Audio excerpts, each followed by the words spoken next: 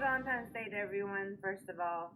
But so I thought, what better day, Griffin, than to talk about love and sex and just love in general, because I posted it before we went on right now about how I wanted to ask you about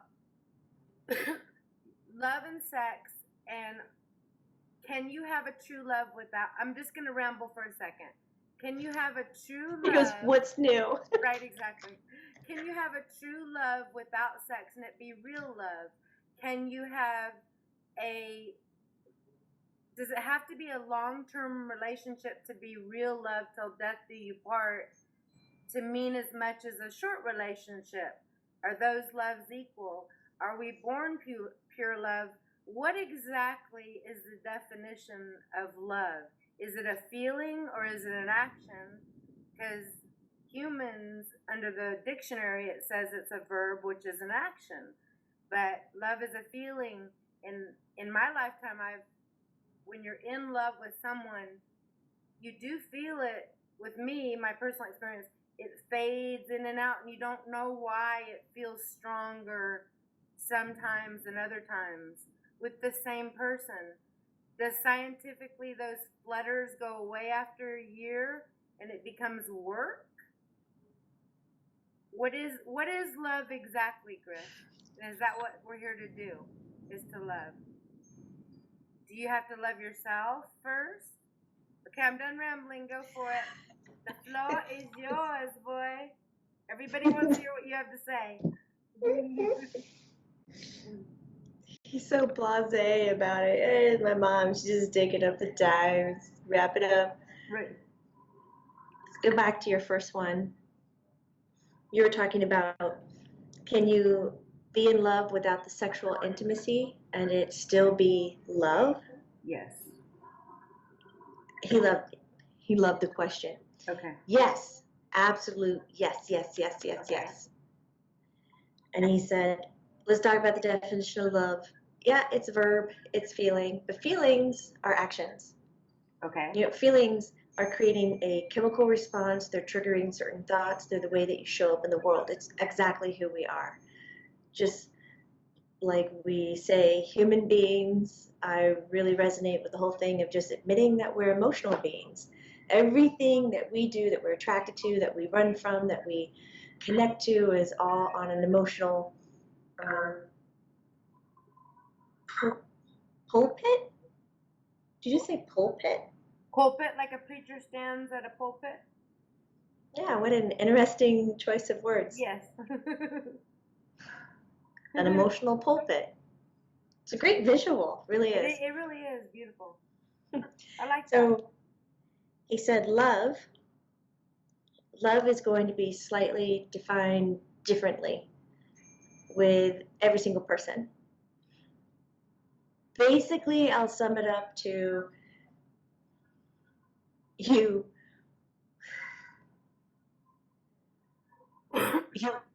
want to, what is like a 20-year-old's version of the definition of love? Here you go. 18. Where you 18, he's forever 18. Yeah. You want to stay with the person, you want to be with the person, and you still want to stay with them after they fucked up. That's You true just go, love? yeah, you just go ahead and admit that the other person's gonna fuck up. Right. But it is a chemical reaction physically that you have with somebody else, even with something else and another animal.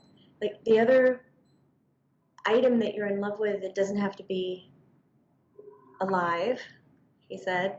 There are times where you see something and you just go, and you have the rush of everything, you know, it's a perfect fit, you know, vibrationally, it's what's going to help you be you.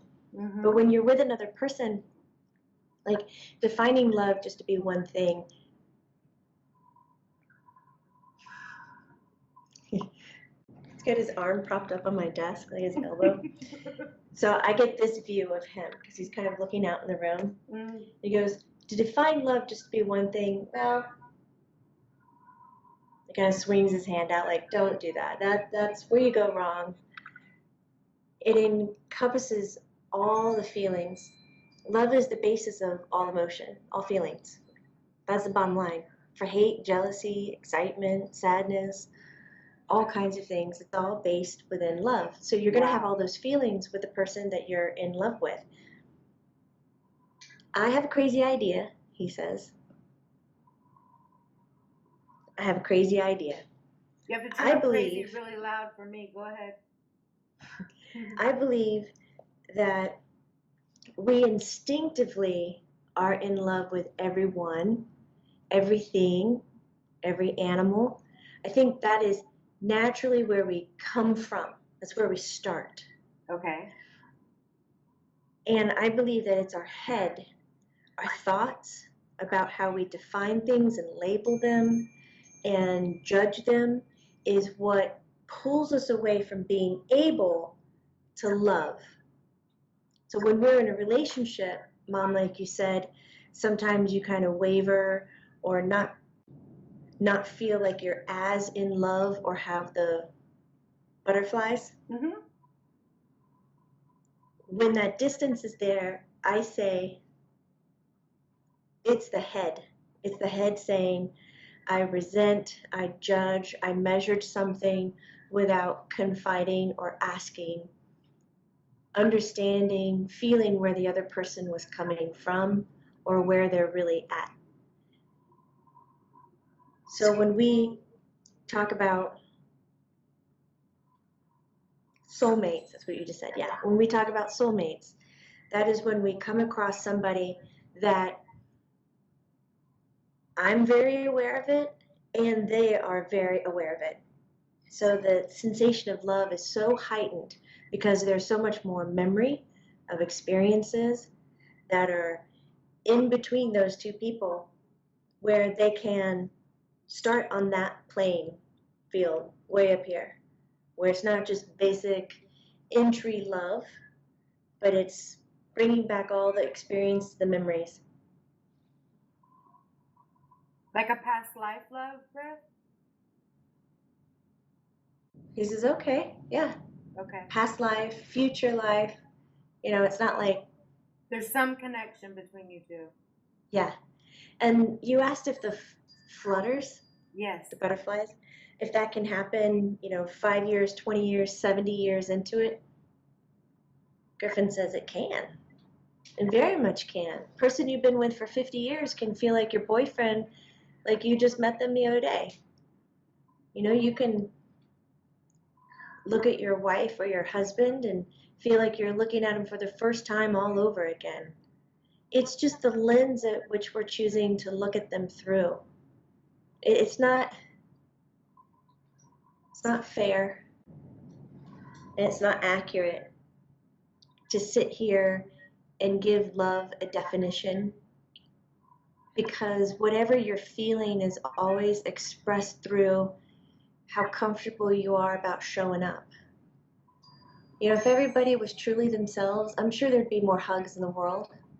There'll be more caring for another person's child.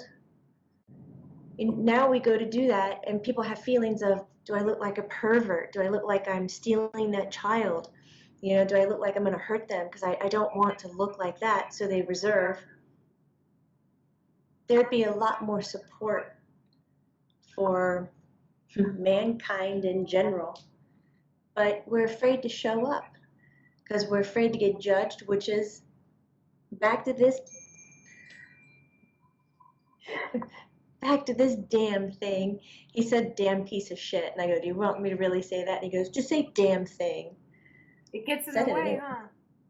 It really gets in the way, Mom. Right. I mean, come on, if we slow down, we look at love, if we follow through every love action we wanted to do, imagine how good we'd feel, how incredible. We'd feel invincible in so many ways.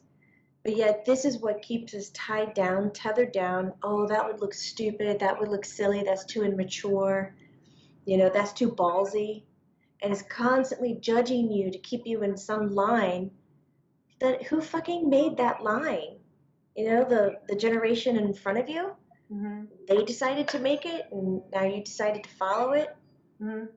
I love everything that you're saying, Griff.